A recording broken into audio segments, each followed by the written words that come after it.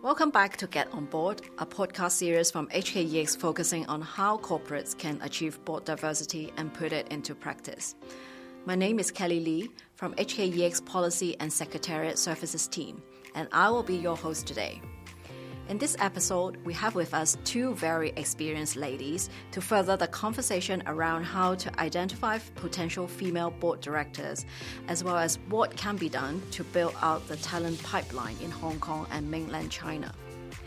I'm very happy to have Alice Au, Spencer Stuart's co-lead of Board and CEO Practice, APAC, to join us. Welcome, Alice. And also very exciting to have Kirti Led to join us today.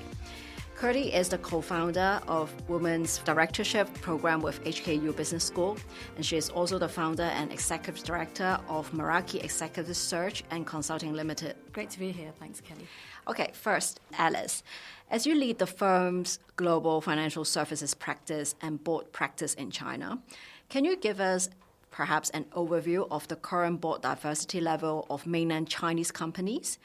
How far do you think has China progressed towards furthering board diversity in recent years? Okay. Well, thank you for having me today. I'm really excited about sharing my thoughts, on this topic. So, for the last 10 years, we as a firm have been tracking the boards of the top 119 companies in the Hang Seng Large Cap Index. And they range between a market cap between, 4 to 381 billion US dollars. So different sizes. And as you probably know, 70% of those companies are actually mainland headquartered companies. I am actually encouraged, by some of the progress that we are making, albeit slower than we like. I will actually kind of just point to 2 points. Number one, I'm actually kind of finding more companies actually focusing and spending time on the skill matrix. But I think the fact that the chair and NOMCO, nomination committee, spend time to actually try to figure out what are the skill set and experience set that might be helpful to the organization going forward. I think that is actually a tremendous, improvement. The other point that I would actually kind of make is, so you just look at the data among the 119 companies that we actually kind of tracked, the mainland Chinese headquarter companies in the last 2 years have gone from 12% of women on the board to 17%, on the board. Not too shabby, can be better. Hong Kong companies is better, from 17% to 23%. So room for improvement, but you can see that there is some changes, there. I'm also actually going to seeing more boards with 2 or more female directors. Mainland Chinese companies, about 49% of those companies have 2, female board directors. And the Hong Kong companies have about 74% of the boards have 2, kind of female directors. So I think that is actually kind of an improvement. And I'm also particularly glad to hear that the last I looked, that at least among these 119 companies, none of them actually now have a single gender board. So kudos to what the exchange has been actually kind of pushing. Kudos to the investor, kind of community. I do really think that is helpful. That's good to know. In fact, just sharing some of the stats. I think the latest stats that we have about 90% of our listed companies already have at least one female on board, which is really good. Great progress to see. That's fantastic. Yeah, so Kirti, do you think there's increasing interest of women joining the boards?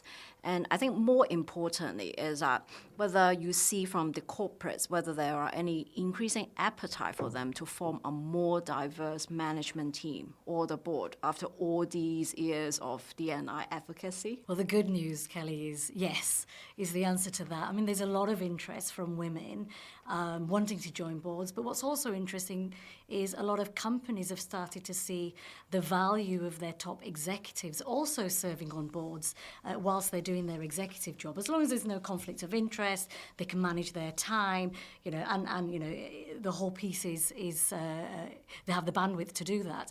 But when it comes to issuers, we have to also acknowledge, just as Alice mentioned, we have a whole range of issuers in terms of size and scale. Some are much more local and smaller in nature, others are more global and international in nature.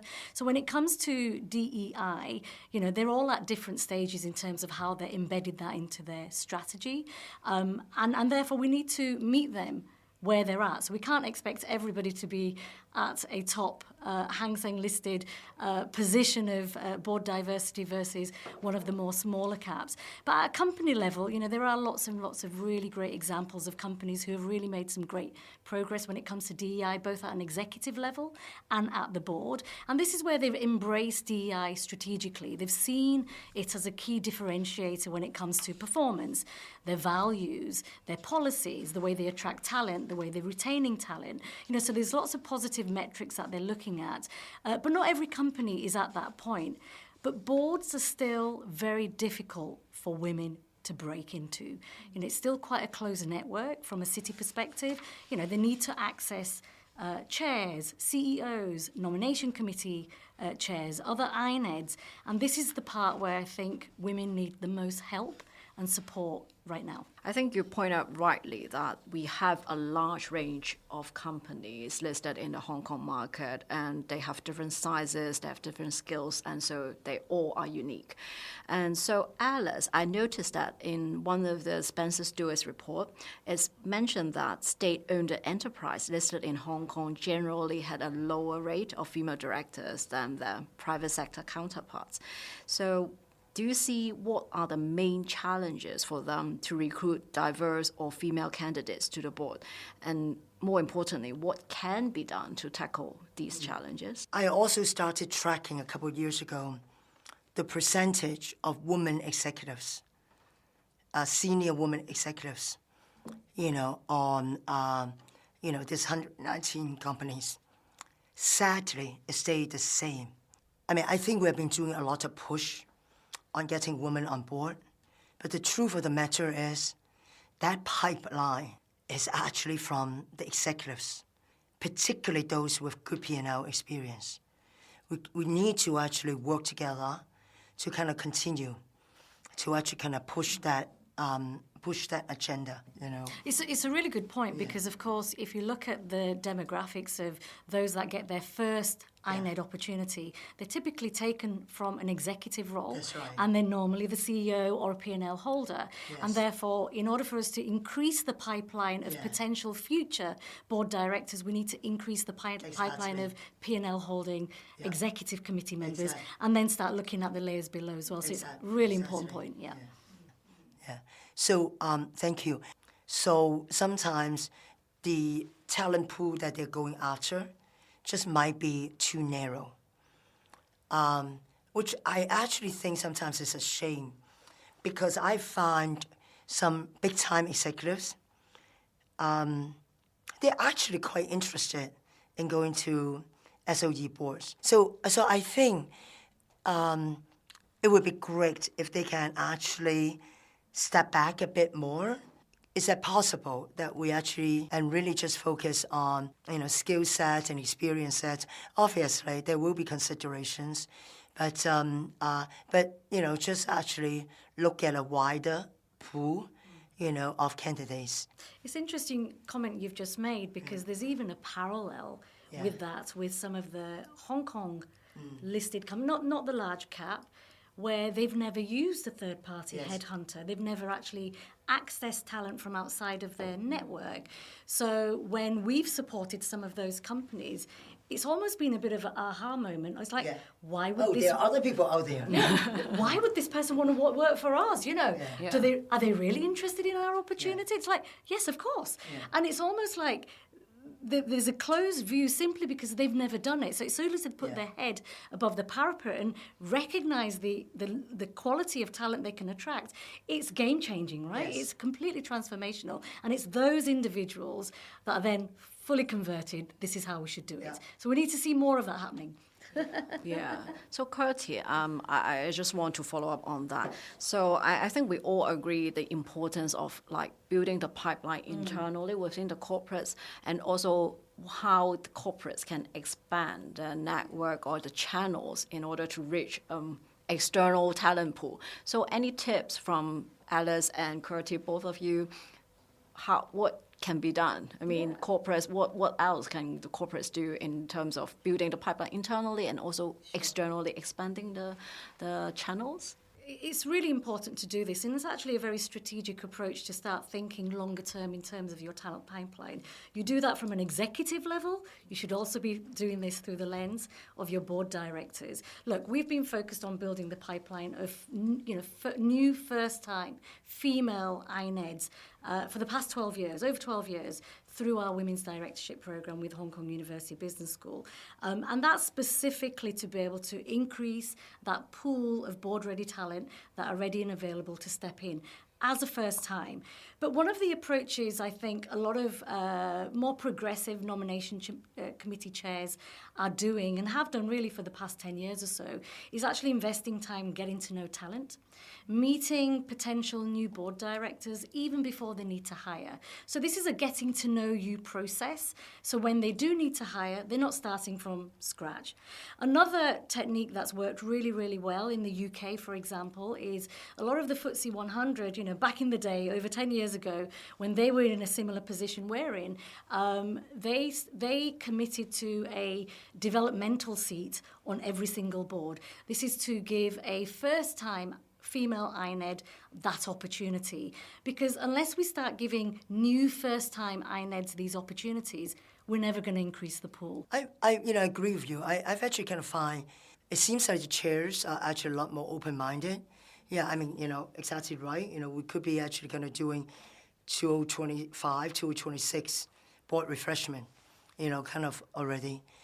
So get them to actually start, kind of meeting people is an important, is an important piece, of it. Hong Kong companies want to feel comfortable and secure that the talent they're bringing in not only is going to add value, but from a values perspective, there's an alignment. Are they the types of individuals each and every board director can collaborate with and work in a really positive manner? And that's going to take time to get to, know each other. So starting the process much sooner actually expedites and alleviates some of those concerns. I think one more thing is on a practical manner. I think there are resources out there, right? Yeah. You run a program, just take a look at, who's on the list. FT run a program, take a look who's on the list.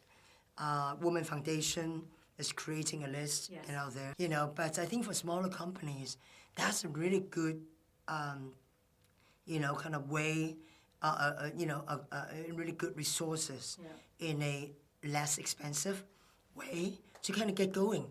Yeah. And the 30% Club who have put together this Women to Watch directory, and actually both our organisations have supported the Women's Foundation in bringing this pool together. This resource is available for free to every issuer. So it's an easy way in. Now, if you can't find what you're looking for there, absolutely, as Alice said, just as many organisations globally do as a matter of course, the whole purpose of having search firms is to support that process and be much more singular in terms of what it is that they need, as opposed to who's available out there. Yeah, I think we have been discussing a lot and giving the corporates a lot of tips in terms of where can they find the resources, and then they should start to plan ahead when the real needs come. So maybe we can switch the perspective a little bit. So for for women who are interested to join the boards, who are new, do not have any experience in as a board director herself. So any particular tips that you would give these potential women candidates? Well, I think if you want to join a board, the first thing you need to do is let people know that's exactly the path you'd like to take. If you're in an executive role, you need to get permission. So don't just go off and do this. You need to ensure, and through full disclosure, and ensure that the organisation you work for is in support of you doing this. But there are lots of things women can do, and men. Join internal boards, subsidiary boards. As a non-exec director, it's a great learning. Externally, join NGOs, trustees, association, government boards. There's lots of opportunities where you can actually create visibility for yourself and learn from professional board directors. Pretty much every professional board director I know will be on one or possibly two pro bono not-for-profit, have one or two not-for-profit board seats. If you happen to be on that board with that professional INED, what a great opportunity to learn from them, create some visibility. And it is a lot of networking, but you need to create visibility with people that can influence, and they are chairs, nomination committee chairs, other INEDs, CEOs, headhunters. Those are the sorts of things I would suggest they do. I think people need to be very clear about why you want to get on a board and what are the value that you can bring to a company. I think everybody, before they start their journey, they need to actually think about what can I bring, what are my, kind of most, key factors that people should look at me. It actually could be I'm a governance guru, or I'm really good in regulatory, I'm really good in technology, I know everything about this industry and how to actually kind of enable it. And then beyond that, I agree with you. It's really actually network. Seek out companies that interest you, seek out adjacencies, and just get a chance to actually kind of network and tell people that's something I really would like to do. Yeah, so I would summarize by the potential interested board directors they have to know themselves, know what they can bring to the companies, and be proactive is the key. Many thanks to Alice and Kirti for joining us today for this episode and for sharing all your thoughts and insights on board diversity. For issuers and anyone who are interested in learning more about diversity and inclusion, they can check out the Board Diversity Hub recently launched by HKEX. Please visit our website at hkex.com.hk for more details. Thank you again for listening to the second episode of Get On Board. Be sure to stay tuned for more episodes coming soon.